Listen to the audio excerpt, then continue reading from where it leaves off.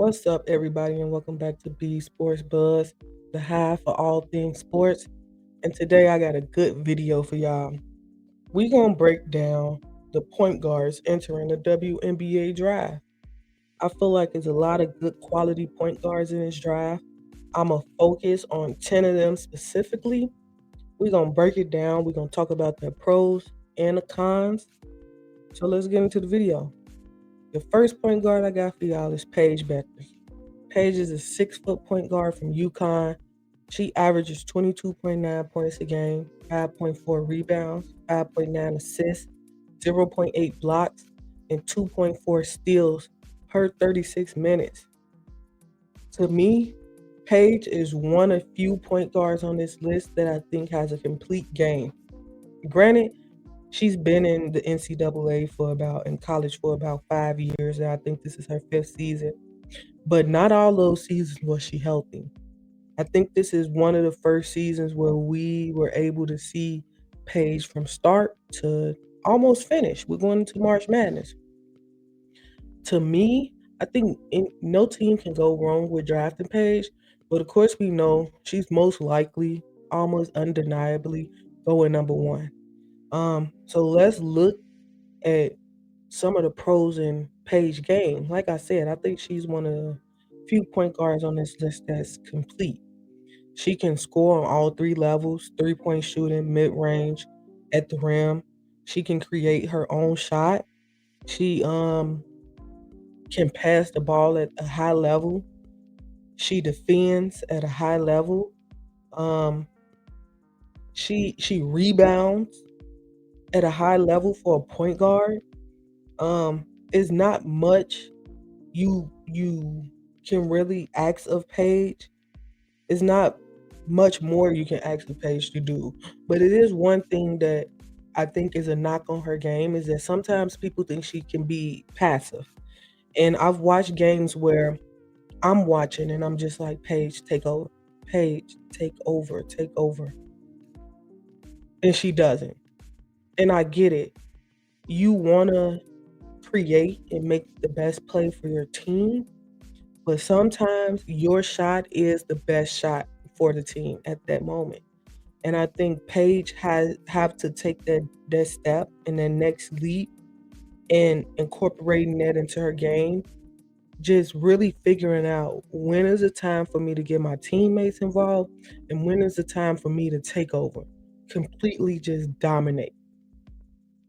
It's something I believe she can do. It's something Gino spoke on. It's something he wants her to do.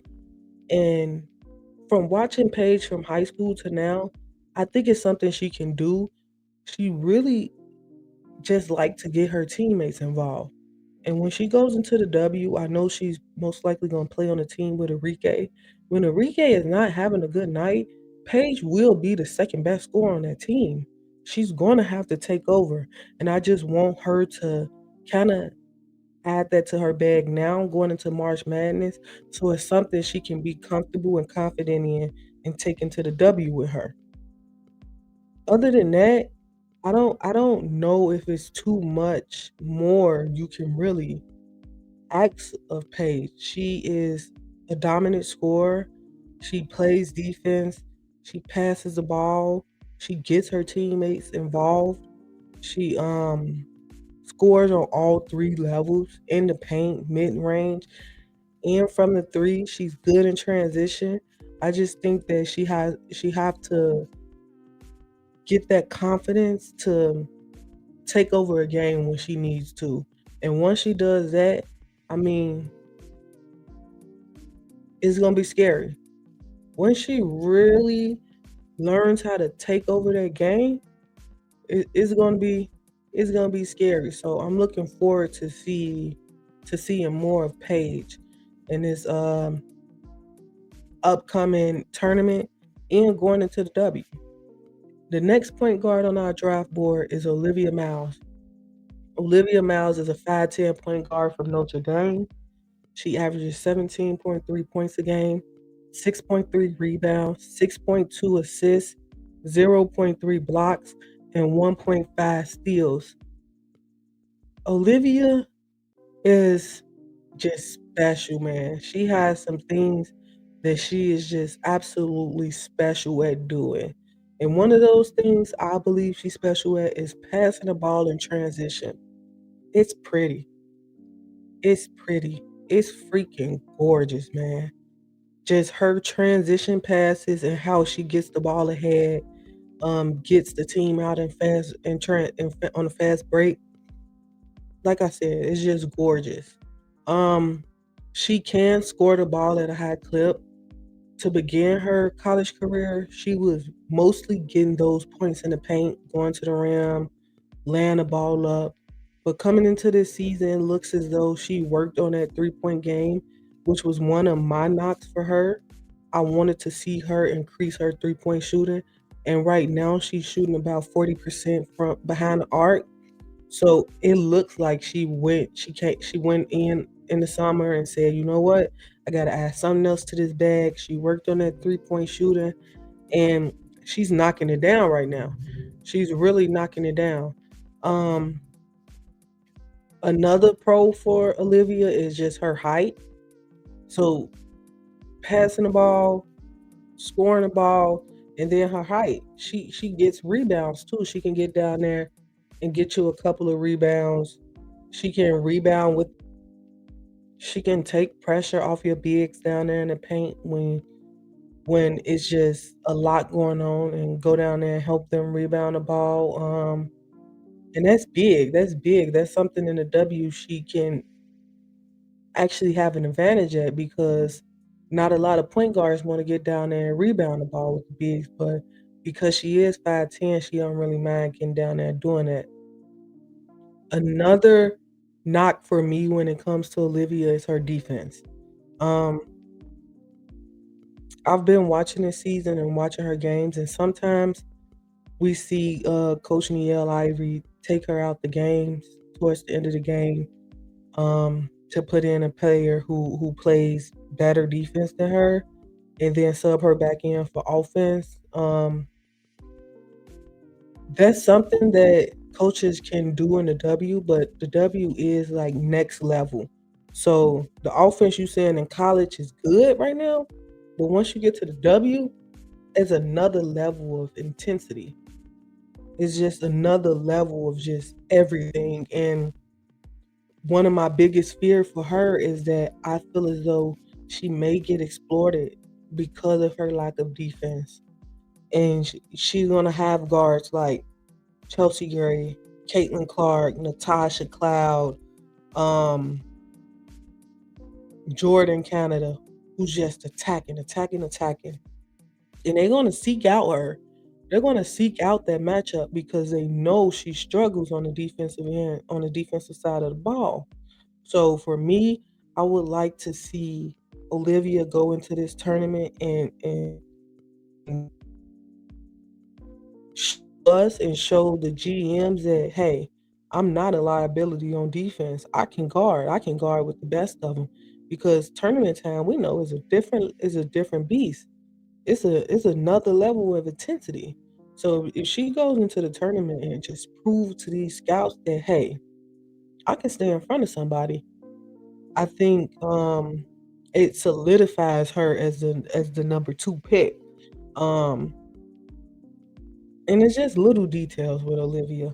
It's not anything that's absolutely crazy like, "Oh my gosh, she can't fix it. She can't fix it." I do believe she can fix it, but it's just the little defense details, how to position herself, how to send the help towards how to send a player towards her help, um, getting in the lower stance, moving her feet, shuffling her feet, getting in front of players. It's just little details, and I think if she adds that to her game, she she she's gonna be nice in the W. Period. But I think if she adds defense to her game, it makes her a complete player, and that's part of the reason why I didn't introduce her as like a complete point guard because I think it's still defense is still something that she struggles at, and I would like to see her work on. Um, so yeah, that's my take on Olivia Miles. The next player is the next point guard is Cheyenne Sellers. To me, I think Cheyenne Sellers is like a sleeper in this draft, low key. Um, she's one of those point guards that I think is a complete point guard, a complete like her game is complete. She's not really special at just anything, but she's good at a lot of things. Cheyenne Sellers is a 6'2" guard from Maryland. She averages 17.5 points a game, 4.7 rebounds, 5.2 assists, 0.3 blocks, and 1.1 steals. Like I said, Cheyenne Sellers is a player that you wouldn't say, oh, she has something that she's specifically special at. I think she's good at a lot of things, and that's what makes me put her in a category as like a complete player. She can score the ball. She can score the ball on all three levels, mid range and getting to the rim. Um, she can shoot the three ball. She's shooting at 40% or above right now. Um, but she don't take a lot of those 3-point shots, and that's something I think she will probably have to become comfortable with so she can take more of them when she gets into the W, because taking one 3-point shot in the W don't help necessarily with the floor spacing that some of these teams need. But if she takes 2 to 3 a game, 3 to 4 a game, I think it helps with the floor spacing a little bit more. um, like I said, she's 6'2". She can defend. She can defend with the best of them. Um, she she's really solid on defense and stand in front of her opponent. She moves her feet well. She can get you some block shots. She's really good at stealing the ball. And again, she's a point guard. She gets about 5, 6 assists a game. So she has the eyes to go out there and be a floor general and find an open player, get her team in position to score the ball. She's just man, I think Cheyenne Sellers is a sleeper in this draft. I don't know if she's gonna go top 5, but I do believe whatever team she goes to is she's gonna make an impact on that team just simply off the fact that she can pass the ball, she can score the ball, she can rebound, she can defend. Like I said, like Paige, I think Cheyenne Sellers is one of the point guards in this draft that has a complete game right now. Yes, they have things that they can work on and add to that game, but entering the draft, I think when you look at offense and defense, they have a complete game. It's really nothing out there on the floor that they can't do, which leads me to the next point guard on this list. The next point guard on this list is Georgia Amore. Georgia Amore to me, and people may be like, oh, this is a hot take. This is a hot take. Georgia Amore to me, I think her only knock is that she's 5'6". I believe if Georgia Amore was 5'10", even 5'9", we'll be talking about her in a different light right now. Like she will be high up on that draft board. She shoots the ball from the three almost better than any point guard on this list. She scores in the paint. She knows how to get the ball over bigger defenders in the paint. Um, she averages almost more assists than some of the point guards on this list. Yeah, she's in the top 2 in assists, top 3 in assists of point guards on this list. So my thing is I think her height is what's holding her back from being higher up on the draft board. She's a 5'6" guard from Kentucky. She averages 19 points a game, 2.2 rebounds, 6.8 assists, 0.3 blocks, and 1 steal a game. So although she is 5'6", she's still out there getting you a steal and playing defense and giving you the energy that you want to see from her on the defensive side of the ball. But sometimes her height, you her height is a disadvantage. Because some players just are able to score over her, no matter how hard she plays on defense. Um, she averages 19 points a game. She averages 19 points a game.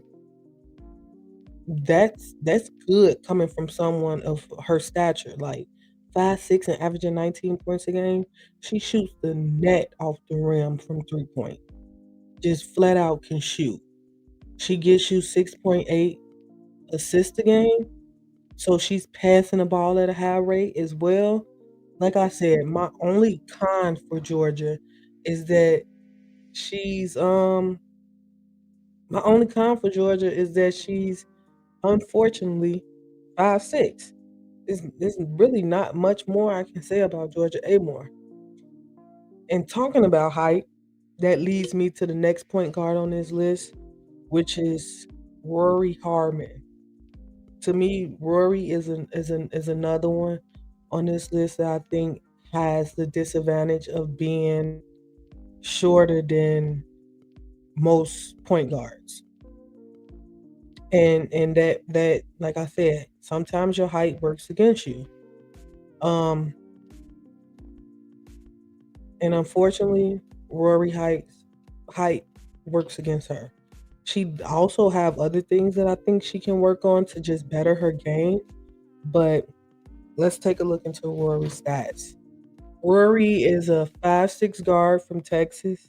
She averages 11.5 points a game, 4.2 rebounds, 7.3 assists, 0.1 blocks, and 2.7 steals. To me, Rory Harmon is a sound point guard. She's one of those old school point guards that's gonna get everybody else involved. She don't shoot the three ball good at all to me. She's really good at mid range. Like her mid range shot is almost automatic, but her three ball is something that I feel as though she can work on.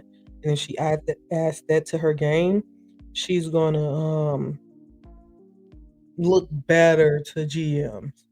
Because right now we in a league, we in a world where being able to knock down a three ball almost gives you an extra 5 points on the draft board.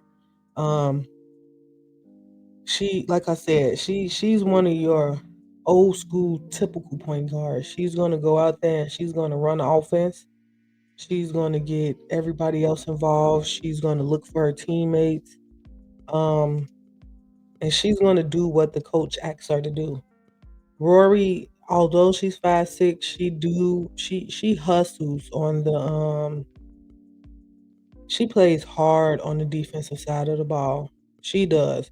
And just like Georgia Amore, sometimes as hard as you play on the defensive side of the ball, sometimes your height is just a disadvantage. And that goes the same for Rory.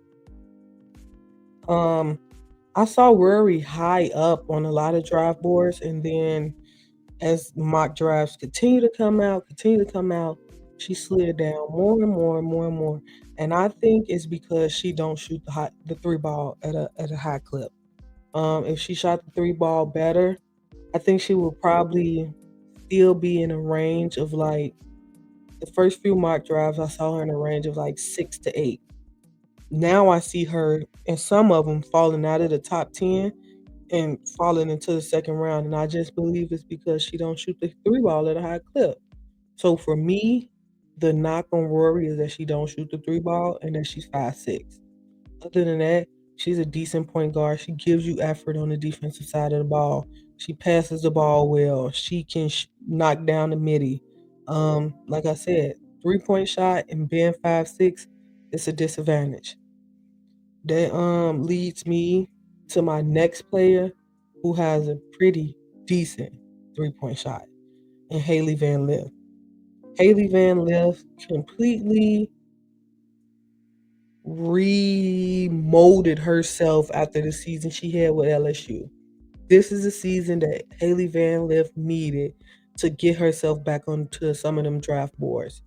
Um, she she really has slipped with the play that she had at LSU. So I'm happy to see that Haley is picking up steam and is comfortable at TCU. Haley Van Lith is a 5'7" point guard from TCU. She averages 18.5 points a game, 4.5 rebounds, 5.5 assists, 0.6 blocks, and 1.3 steals. Haley is another point guard on this list that I think, like Rory, like Georgia, your concern is just how tall she is for real. Um, she can score the ball all three levels, in the paint, in the mid range, behind the 3-point arc. Like, and she got moves. Haley Van Liv, low key, got a bag for real. And she can score the ball with the best of them. She's going to give you 5.5 assists. I think as she continues to learn the point guard role, those assist numbers will go up. I think she's more of a system point guard because she was originally a shooting guard and then she transitioned to the point guard. So right now, going into a situation where they have a really good offensive system will benefit her. And as she learns from some of the veteran point guards in the league, I think she'll get better at seeing the floor a little bit quicker, seeing everything on the floor, seeing the play before it develops, and getting the ball out of her hands and finding her teammates. She's another one that gives you just a lot of effort on the defensive side of the ball, but she just so happened to be 5'7". And like I said, for Rory in Georgia, sometimes your height works against you. And unfortunately, it's the same for Haley. Um, outside of that, she's making her waves in as a point guard. Like I said, she wasn't originally a point guard, so her stats at the point guard position is very, very, very impressive to me. Very impressive to me. Um, and I look forward to seeing Haley in the W. I'm extremely happy for her and extremely happy that she found the situation where she can truly shine and thrive. The next point guard on this list is Raven Johnson. Raven Johnson is straight out of South Carolina. She's a product of Don Staley. Raven Johnson is a 5'9" point guard from South Carolina. She averages 7.5 points a game, 6.5 rebounds, 4.5 assists, 0.8 blocks, and 2.2 steals. Raven Johnson's biggest pro is that she can defend. She is a tough defender, very tough defender, like elite defender, elite, for real, for real. Like you can tell her to go out there and guard 94 feet. She going to guard 94 feet. 94 feet. And as good as she is on defense, to me, Raven is a unfinished product. She's an unfinished product. She's really good on defense, but she struggles a lot on offense. Like a lot. She is the only point guard on this draft board who don't average double digit points. She just struggles on offense sometimes. She's not that good at the 3-point shot. Um, not that good in mid range. She can finish at the basket, but her jump shot in itself is just something that she has to work on. And it's going to take a lot of practice, a lot of time for her to develop that. And I think if Raven adds to her point totals, right now she's at 7.5 points. I feel as though if Raven can get to 10 points a game and maybe, let's say, 6 assists, not even 6 assists. Yeah, 6 assists a game, 10 points a game, and 6 assists a game, and continue to play the defense that she played, she will be a good point guard to have. Because, like I said, she can defend the best of them. She can defend the best of them. It's just her offensive struggles is so glaring that it basically her offense basically takes her from a first round product defensively to a second round product because she struggles so much on the offensive side of the ball. The next point guard on this list is Serena Sundell. Serena Sundell is a point guard out of Kansas State. I mean, she's good. She's good. I think she's a sleeper pick for real.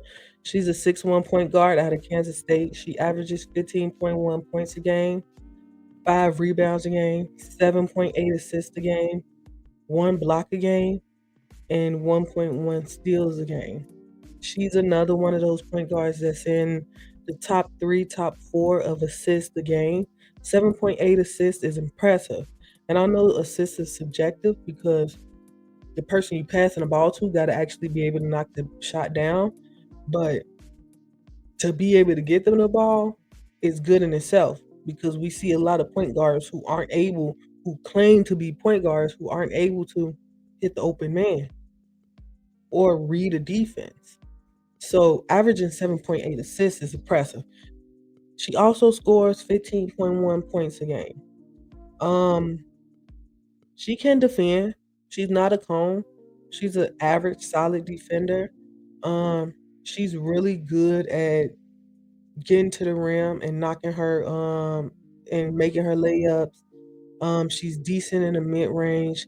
She's decent from the three. I think the more she works on her game, the more she works on her shooting, she will become a better complete all around player. Like I said, she's 6'1". So 6'1" is to her advantage. Like I said, being shorter is a disadvantage. Being 6'1" is an advantage. She can see over the defense. She can see some of the things that these smaller point guards would probably struggle to see. So to me, Serena Sundell would be a good backup point guard to have, or just a good point guard to have on a roster. I feel like if she's under the right veteran, her game will continue to progress. She will continue to learn, and she'll just she'll just get better for real. Like I said, I think she's a I think she's a sleeper pick for real. And like the other point guards on this list, I think whatever team she goes to, if she's in the right system, she can make an impact on a team. The next point guard on this list is Emily Ryan out of Iowa State. Emily Ryan is another one I think is a sleeper. I do have my cons on her, but we're gonna get into some of her stats. Emily Ryan is a 5'11" point guard from Iowa State. She averages 13.1 points a game, 5.1 rebounds a game, 8.3 assists a game, 0.7 blocks a game, and 2.3 steals a game. Emily Ryan has the highest assist total on this list out of all point guards. Like she can she can pass the rock. She can pass the rock for real. Like the girl is solid. She has really good court vision. I personally think she has some of the best court vision than all the point guards on this list. She's 5'11". She has height. She'll be able to hang with some of the bigger point guards in the league. My only knock to her is that I don't know if she has the strength that she will need now to be able to bang in the W. Because we saw with Caitlin, for example, coming into the W, it was just a different level of intensity. It was just a different these point guards were just stronger, and sometimes that works against you when they can just really move you like that. So one of my biggest knocks for Emily is she strong enough? Do she have the strength to really, really, really, really hang with these point guards in the W? Um,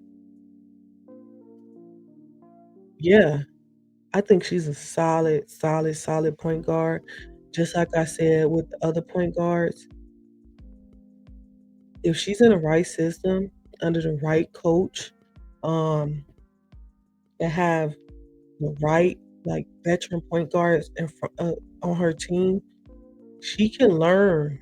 She can really learn from them and really improve on her game.